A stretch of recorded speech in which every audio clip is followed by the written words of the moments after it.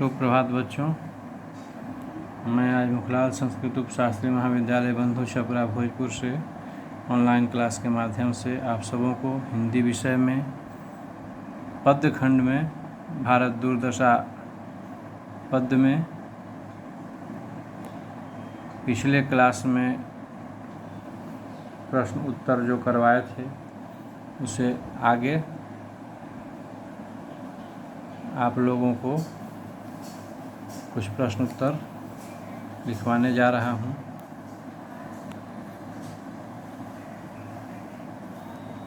पिछले क्लास में कुछ हम लोग वस्तुनिष्ठ प्रश्न और लघुत्तरीय प्रश्न भी कुछ कुछ लिखे थे।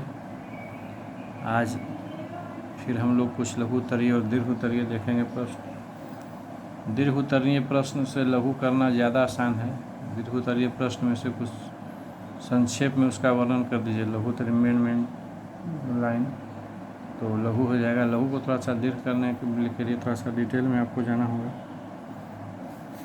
सबसे पहले फिर लिखिए, आज का पहला प्रश्न होगा, लिखिए कि अंग्रेजी शासन सारी सुविधाओं से युक्त है, फिर भी यह कष्टकर है क्यों? यह जो है पंक्ति कहाँ से ली गई है? इस पंक्ति की व्याख्या कीजिए, वर्णन कीजिए, जो भी हो उत्तर एक ही होगा। तो इसमें भी वही हम लोग लिखेंगे। सबसे पहले प्रस्तुत पंक्ति कहाँ से ली गई है, उसके लेखक कौन हैं, उसके बाद इसके बारे में लिखेंगे। तो हम लोग लिखेंगे कि प्रस्तुत पंक्तियाँ कालजयी साहित्यकार, आधुनिक हिंदी विषय में नवचेतना के अग्रदूत और हिंदी साहित्य के दुर्लभ पुरुष भारतेंदु हरिश्चंद्र जी द्वारा विरचित भारत दुर्दशा से ली गई है। भारतेंदु हरिश्चंद्र जी ने पराधीन भारत की दारुण दशा को अपने अंतर्दृष्टि एवं सहज बोध से गहराई तक समझा। भारतीय ऐतिहासिक मूल्यों का आत्मसात कर उन्होंने स्वाधीनता संकल्प के लिए भारतवासियों में यथार्थ बोध, परिवर्तन कामना के साथ ही उद्देश्य चेतना जगाकर नव जीवन के संचार का प्रयास किया है। कविवर भारतेंदु अंग्रेजों के दमन और लूट खसोट की नीति पर गहरी चिंता व्यक्त करते हुए कहते हैं कि अंग्रेजों के राज्य में सुख और साज तो बढ़ गए हैं, किंतु भारत का धन विदेश चला जाता है। यह उनके लिए ही नहीं, सारे भारतवासियों को कष्ट प्रदान करने वाला कृत्य है। कवि ने भारतीयों के अंतर्मन में झंझावत पैदा करने के लिए क्रांतिकारी हथौड़े से काम नहीं लिया। उन्होंने मृदु संशोधक निपुण वैद्य की भांति रोगी की नाजुक स्थिति की ठीक जानकारी प्राप्त कर उसकी रुचि के अनुसार पथ्य की व्यवस्था की, जिसका वर्णन मूर्तिमान प्राणधारा के उच्छल वे के समान। भारत दुर्दशा के वर्णित उक्त पंक्ति कौन पंक्ति? उक्त पंक्ति मतलब अंग्रेजी शासन सारी सुविधाओं से युक्त है, फिर भी यह कष्टकर है, यह पंक्ति में परिलक्षित होता है। तो यह इस क्वेश्चन का उत्तर होगा। अब एक हम लोग और अगला क्वेश्चन देखेंगे इसमें।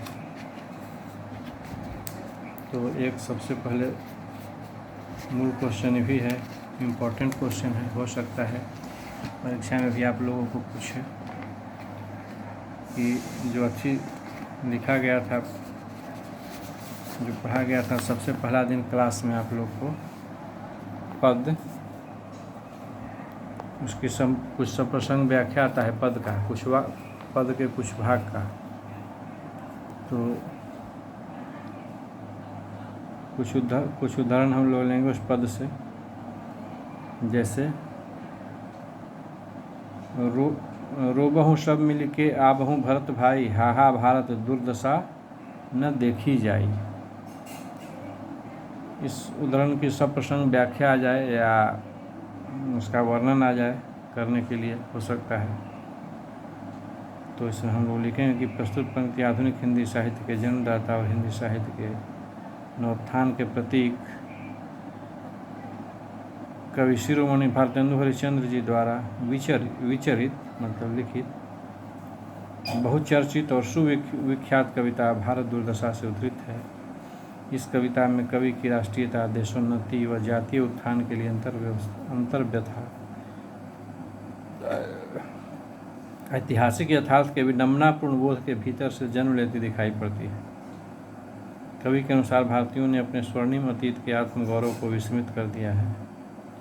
अशिक्षा, अज्ञानता, अंधविश्वास, कुरीति, कलह और वैमनस्य में डूबे भारतीयों पर उन्हें तीखा व्यंग बाण चलाया है। उनकी अकर्मण्यता और आलस्य से भारत पतन के गर्त में डूब गया है। भारत की इस दारुण दशा को देखकर कवि के हृदय में हाहाकार मचा हुआ है। भारत को इस दुर्दशा से आहत कवि सभी भारतीयों को जिम्मेवार मानते हुए एक साथ मिलकर रोने के लिए आमंत्रित करता है।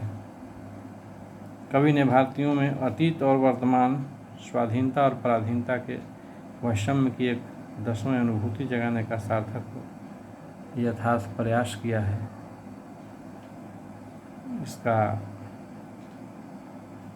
इस उदाहरण का यही व्याख्या हुआ। अब एक और उदाहरण है इसमें कि अंग्रेज राज सुख साज सजे सब भारी, पैधन विदेश चली जात यह अति ख्वारी। यही पद में के यही वाक्य है, यही उदाहरण है। इसका अगर सब प्रसंग व्याख्या इसका भी हो सकता है आगे लिखने के लिए, तो हम लोग लिखेंगे इनमें यही आ जाए कि इसकी व्याख्या करें। अंग्रेज राज सुख साज सजे सब भारी, पैधन विदेश चली जात यह अति ख्वारी। तो इसका हम लोग उत्तर लिखेंगे कि प्रस्तुत पंक्तियाँ कालजयी साहित्यकार, आधुनिक हिंदी साहित्य में नवचेतना के अग्रदूत और हिंदी साहित्य रूपी वाटिका के दुर्लभ पुष्प भारतेंदु हरिश्चंद्र जी द्वारा विचरित भारत दुर्दशा से ली गई है। भारतेंदु हरिश्चंद्र जी ने पराधीन भारत की दारुण दशा को अपनी अंतर्दृष्टि एवं सहज बोध से गहराई तक समझा। भारतीय ऐतिहासिक मूल्यों को आत्मसात कर उन्हें स्वाधीनता संकल्प के लिए भारतवासियों में यथार्थ बोध, परिवर्तन कामना के साथ ही उद्देश्य चेतना जगाकर नवजीवन के संचार का प्रयास किया।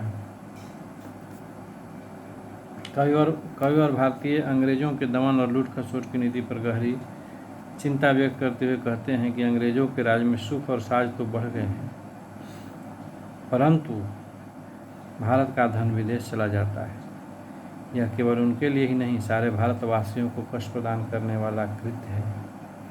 कवि ने भारतीयों के अंतर्मन में झंझावत पैदा करने के लिए क्रांतिकारी हथौड़े से काम नहीं लिया, बल्कि उन्होंने मृदु संशोधक, निपुण वैद्य की भांति रोगी की नाजुक स्थिति की ठीक जानकारी प्राप्त कर उसकी रुचि के अनुसार पथ्य की व्यवस्था की,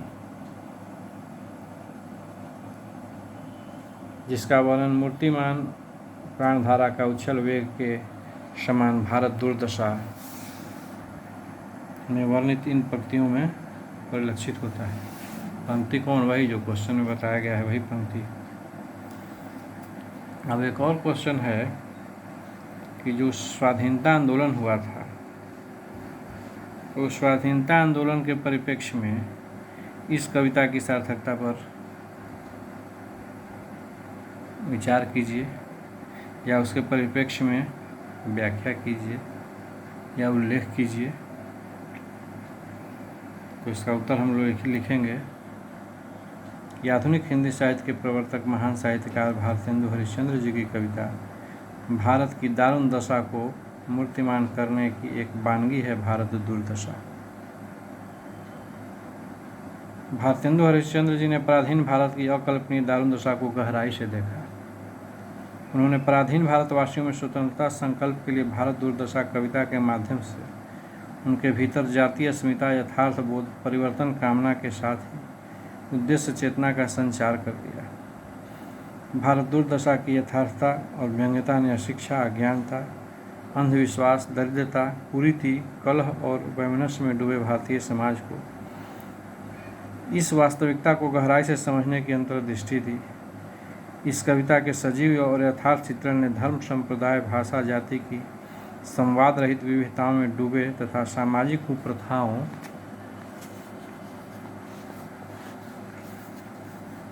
और कुरीतियों में जकड़े हुए अशिक्षित समाज में ऐतिहासिक आत्मबोध को जगाकर स्वाधीनता के लिए संघर्ष करने को प्रेरित किया है।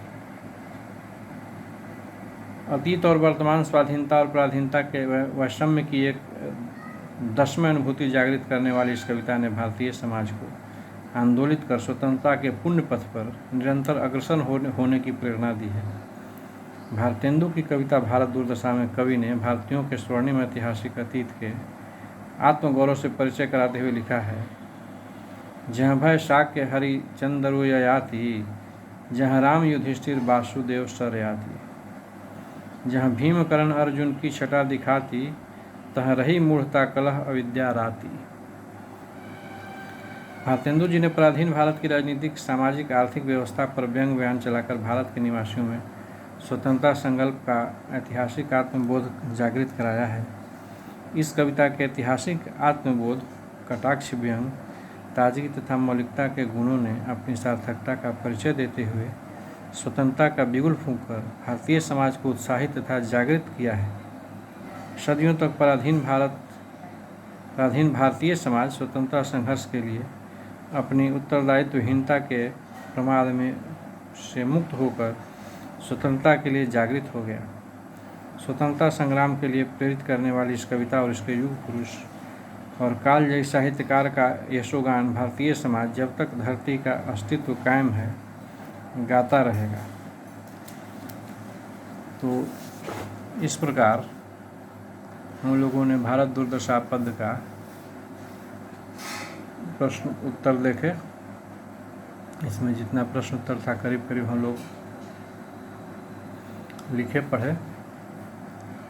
अब आज के क्लास में इतना ही, शेष अगले दिन हम लोग नेक्स्ट चैप्टर शुरू करेंगे।